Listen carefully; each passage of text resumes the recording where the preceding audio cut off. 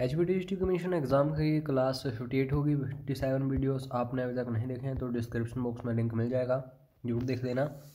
काफ़ी इंपॉर्टेंट ये सीरीज़ चली है HPTGT कमीशन एग्ज़ाम के लिए। अगर इस सीरीज़ को आप अच्छे से फॉलो कर रहे हो तो डेफिनेटली आपका स्कोर अच्छा होगा इस एग्ज़ाम में, जो 13 दिसंबर को एग्ज़ाम होगा। बाकी आपको बता दूँ, 1 महीना आपके पास है। अगर आप अच्छे से तैयारी करना चाहते हो, मन लगा के पढ़ना चाहते हो तो पेड क्रैश कोर्स जरूर ज्वाइन करना। इसमें हमारी टीम आपको अच्छे से तैयारी करवाएगी। Daily PDFs, daily online mock test, test series, books PDFs, notes PDFs, previous year question papers, videos, phone code, support etcetera. Fees 50% कर दी गई है क्योंकि काफ़ी कम समय बचा है। तो कितनी वैलिडिटी रहेगी और क्या क्या आपको मिलेगा, पूरी जानकारी व्हाट्सएप पर ले लेना। हर एक क्वेश्चन को खुद अटैम्प्ट किया करो वीडियो को पॉज करके। पहला क्वेश्चन, डेसिबल किसकी इकाई है? तो 4 ऑप्शंस आपके सामने हैं। और ध्वनि की तीव्रता जो है, इंटेंसिटी ऑफ साउंड, इसको दोस्तों डेसिबल में ही मापा जाता है, तो इसका सही आंसर बी होगा। Next question, the best conductor of heat among the following is, निम्न में से ऊष्मा का यह सबसे अच्छा चालक है, तो कौन सा है इन 4 ऑप्शंस में से? दोस्तों Hg यानी कि मरकरी, पारा, तो बी इज राइट आंसर।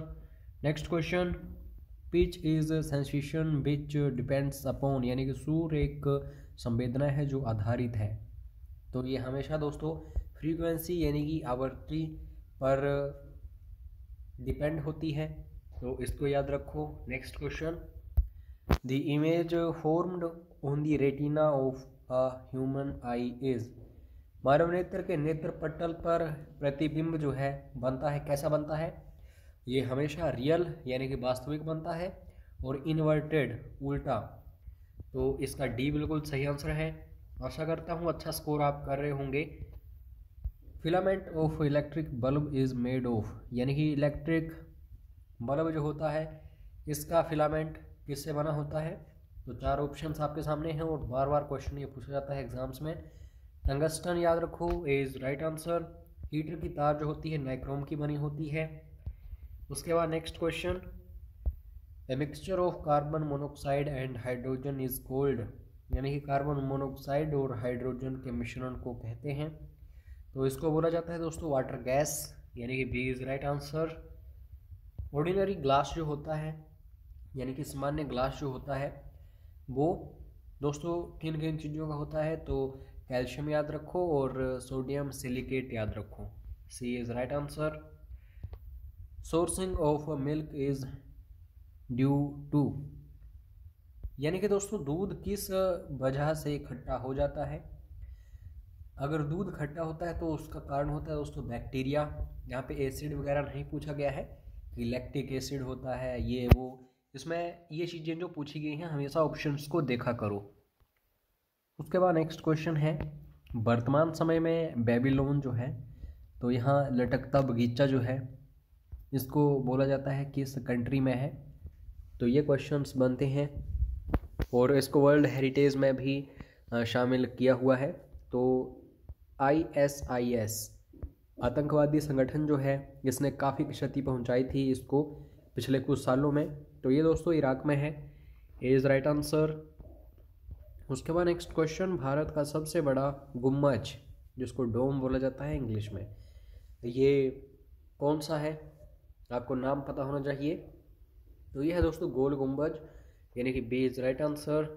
क्या कमेंट करके आप बता सकते हैं गोल गुम्बज जो है ये किसके द्वारा बनाया गया था और कहाँ पे है, किस ईयर में बनाया गया था? क्योंकि हिस्ट्री आपने काफ़ी अच्छे से पढ़ी होगी तो ज़रूर कमेंट करके बताना।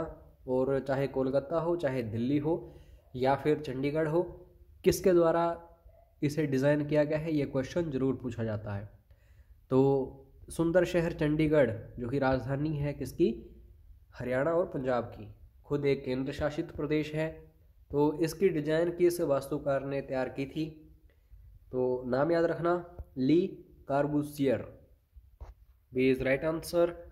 उसके बाद नेक्स्ट क्वेश्चन, किसके शासनकाल में दिल्ली की जामा मस्जिद का निर्माण हुआ था? तो इमारतों के निर्माण के लिए ये शासक बहुत ही ज़्यादा प्रसिद्ध रहा है और आप समझ भी गए होंगे, मैं बात कर रहा हूँ शाहजहाँ की, तो याद रखना ये बिल्कुल सही आंसर है। उसके बाद दोस्तों गुलाम वंश का संस्थापक कौन था? बिल्कुल सही आंसर जो है कुतुबुद्दीन ऐबक। तो 1192 ईस्वी में जैसे ही पृथ्वीराज चौहान को हराया, मोहम्मद गौरी ने अपने गुलाम कुतुबुद्दीन ऐबक को यहाँ पे शासन करने के लिए बुलाया था भारत के ऊपर। तो इसीलिए स्लेव डिनास्टी जो है उसका फाउंडर जो है कुतुबुद्दीन ऐबक को बोला जाता है। तो बी इज़ राइट आंसर। उसके बाद नेक्स्ट क्वेश्चन है, कहाँ स्थित क्षेत्रों में सूरज की ऊष्मा तीव्र नहीं होती है? तो ये सपोज करो सूरज है, ये पृथ्वी है, तो इसका जो प्रकाश पड़ेगा दोस्तों वो इस तरीके से पड़ता है, ठीक है, इस तरीके से, ऐसे डायरेक्टली नहीं पड़ता। तो ये सपोज करो इक्वेटर है, यानी कि विषुववृत्त रेखा है, तो यहाँ डायरेक्टली जो हीट है वो नहीं आती, यानी कि काफ़ी तीव्र नहीं होती। हालांकि इस तरीके से जो पड़ेगी पृथ्वी के ऊपर हीट तिरछी, ये काफ़ी प्रभावित करती है। और ध्रुव जो होते हैं इनके ऊपर भी हीट जो है ये पहुंच ही जाती है, लेकिन जो इक्वेटर होता है वहाँ पे इतनी तीव्र नहीं होती। तो यहाँ पे इस क्वेश्चन के अकॉर्डिंग हम देखें, नियर द इक्वेटर यानी कि विषुववृत्त के पास जो है ये तीव्र ऊष्मा सूरज की नहीं होती। उसके बाद नेक्स्ट क्वेश्चन है, हवा में जल वाष्प की मात्रा वर्गीकृत है। तो हवा में जो आपको जल वाष्प वगैरह देखने को मिलते हैं उनको क्या बोला जाता है?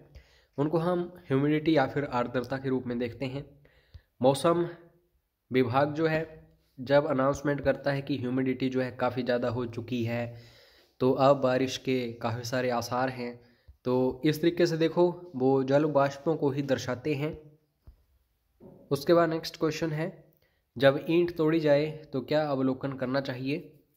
तो इसको हम बोल सकते हैं होमोजीनस सरफेस या फिर एक रूप सतह। उसके बाद ये मोस्ट इम्पोर्टेंट क्वेश्चन है दोस्तों, गुप्त काल में उत्पादन में राजा का हिस्सा जो है उसको किस नाम से जाना जाता था?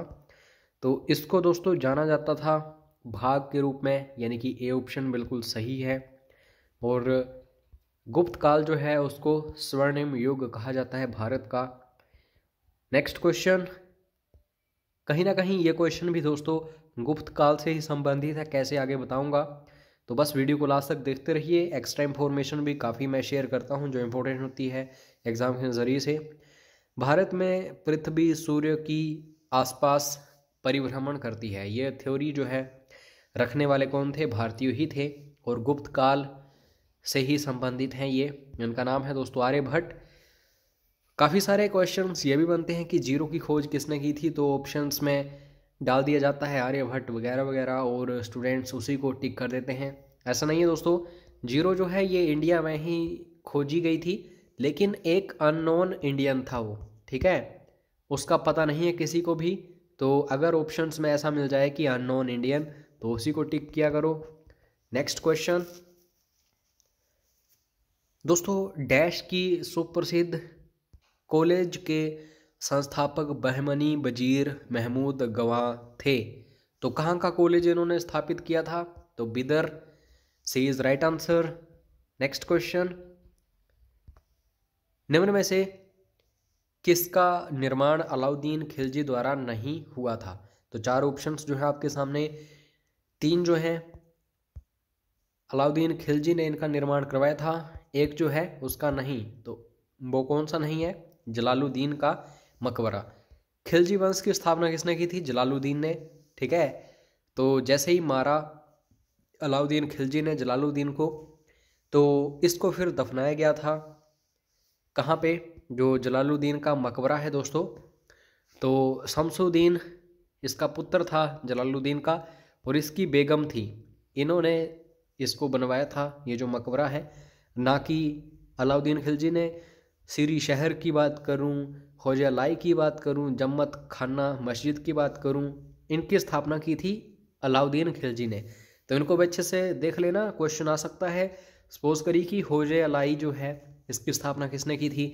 चार ऑप्शन आ सकते हैं, अलाउद्दीन खिलजी, अकबर, शाहजहां और शेरशाह सूरी। तो आपको वहाँ पे अलाउद्दीन खिलजी जो है टिक करना पड़ेगा।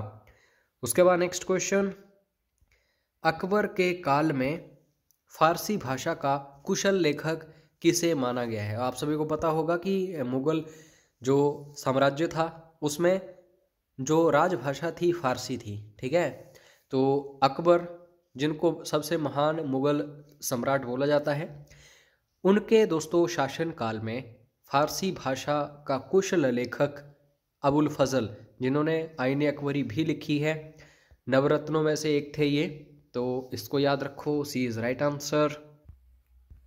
उसके बाद नेक्स्ट क्वेश्चन है the founder of Madras was, यानी कि मद्रास के संस्थापक कौन थे।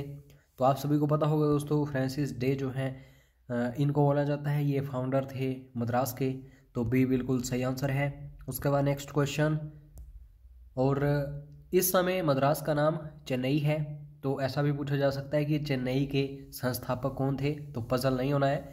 एग्जामिनर का तो काम यही है कि आपको पजल करना है। किस अधिवेशन में भारतीय राष्ट्रीय कांग्रेस नरमपंथी तथा गर्मपंथी, यानी कि मॉडरेट्स और एक्सट्रीमिस्ट, इनको दोस्तों गुटों में बांट दिया गया था किस सेशन के बाद। तो ये सेशन आपको याद रखना है, सूरत सेशन है, यानी कि सी इज़ राइट आंसर। 1907 ईस्वी की बात है, ये भी याद रखिएगा। क्या आप कमेंट करके बता सकते हैं कि 1907 सूरत सेशन जो हुआ था इंडियन नेशनल कांग्रेस का, उसकी अध्यक्षता किसने की थी? अगर इसका आंसर आपने बता दिया तो दैट मीन्स कि आप अच्छा पढ़ रहे हो, अच्छी डायरेक्शन में जा रहे हो। Which of the following works of Gandhi was the first to be written by him, नैन वैसे कौन सा कार्य गांधी द्वारा प्रथम लिखा गया था? तो सबसे पहले उन्होंने अपनी जीवनी लिखी थी। इन चार ऑप्शंस की बात करूं तो, जिसको हिंद स्वराज बोला जाता है, तो ए इज राइट आंसर। और याद रखना, हिंद स्वराज जो है दोस्तों, ये गुजराती भाषा में लिखी गई थी। और इनकी जो अपनी आत्मकथा है उसको बोला जाता है दोस्तों माई एक्सपेरिमेंट्स विद ट्रूथ, तो इसको भी याद रखना, वो भी उन्होंने गुजराती में लिखी थी। उसके बाद नेक्स्ट क्वेश्चन है great bear is uh, great bear जो है ये क्या है? ये एक दोस्तों नक्षत्र है, यानी कि कॉन्स्टेलेशन है, तो D is right answer. Next question, निम्न में से कौन सी ज्वालामुखी और निर्माण की लाक्षणिकता है, यानी कि which of the following features is the product of vulcanicity. तो वल्केनिसिटी का प्रोडक्ट की बात करूं, कौन सा फीचर है, तो यह है काल्डेरा, ठीक है। अगर मैं बात करूं जियोग्राफी की, अगर मैं बात करूं इकोनॉमिक्स की, तो इंग्लिश को ही देवनागरी की लिपि में लिख दिया जाता है, तो आपको अच्छे से देखना है दोस्तों। इंग्लिश मीडियम में भी पढ़ने की कोशिश किया करो, आपको फ़ायदा होगा। उसके बाद नेक्स्ट क्वेश्चन दोस्तों, ये बाल्टिक कंट्रीज जो हैं, इनसे रिलेटेड भी काफ़ी सारे क्वेश्चंस पूछे जाते हैं। Latvia does not share its borders with, यानी कि अपनी सीमा का हिस्सा जो है या फिर जो सीमा है साझा नहीं करती है ये जो लाटविया कंट्री है, किस देश के साथ, किस कंट्री के साथ? तो पोलैंड, ठीक है, डी इज़ राइट आंसर। बाकी लिथुएनिया हो गया, एस्टोनिया हो गया, रशिया हो गया, इन सभी देशों के साथ लाटविया जो है ये अपनी बॉर्डर जो है शेयर करती है, तो इसको याद रखो। उसके बाद नेक्स्ट क्वेश्चन है फिलीपींस के उष्ण कटिबंधीय चक्रवात क्या कहलाते हैं, यानी कि tropical cyclone of Philippines is termed as. तो आप सभी को पता है हरिकेन जो है ये अमेरिका साइड होते हैं, बिलीबिली ऑस्ट्रेलिया साइड, और टाइफून जो है ये चाइना सी जो है उस तरफ होते हैं। तो ओबियसली फिलीपींस की बात करूं, आप याद रखना बैगियो जो हैं ये यहाँ पे ट्रॉपिकल साइक्लोन्स होते हैं, ए इज़ राइट आंसर। उसके बाद नेक्स्ट क्वेश्चन, निम्न में से किसके पास प्राकृतिक गैस निक्षेप नहीं है? Which one of the following does not have natural gas deposits.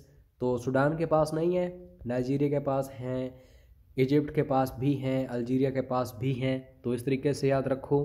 Gandhi Sagar dam, most important question दोस्तों, आपको प्रोजेक्ट का पता होना चाहिए, यानी कि किस नदी के ऊपर ये प्रोजेक्ट बना है गांधी सागर डैम जो है। तो ये दोस्तों चंबल प्रोजेक्ट, यानी कि चंबल नदी के ऊपर बनाया गया डैम है ये गांधी सागर डैम, तो इसका ए बिल्कुल सही आंसर होगा। Next question, Rajiv Gandhi national institute of youth development जो है, राजीव गांधी युवा विकास राष्ट्रीय संस्थान कहाँ अवस्थित है? तो ये तमिलनाडु में है, ए इज़ राइट आंसर।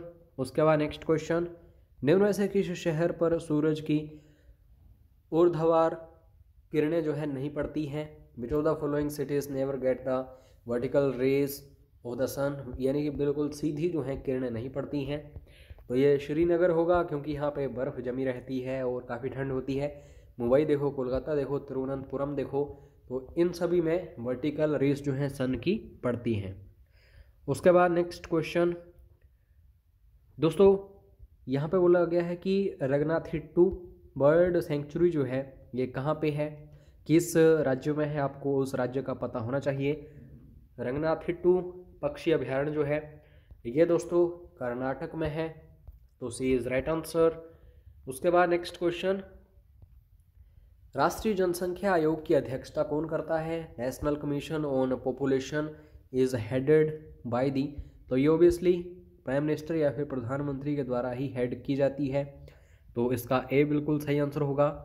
तो ये थे आज के वेरी वेरी इंपॉर्टेंट क्वेश्चंस, और बाकी पेड क्रैश कोर्स की जानकारी आप व्हाट्सएप पर ले सकते हैं अभी तक ज्वाइन नहीं किया है तो, ठीक है। अंतिम 1 महीने में अच्छे से तैयारी करिए डट कर, तभी फ़ायदा होगा, अदरवाइज़ फिर इन फ्यूचर आपको फिर से तैयारी करना पड़ेगी कमीशन एग्ज़ाम की। चैनल को सब्सक्राइब करके रखो ताकि ऐसे ही फ्री वीडियोस आपको मिलते रहें। मिलते हैं नेक्स्ट वीडियो में। जय हिंद, जय हिमाचल।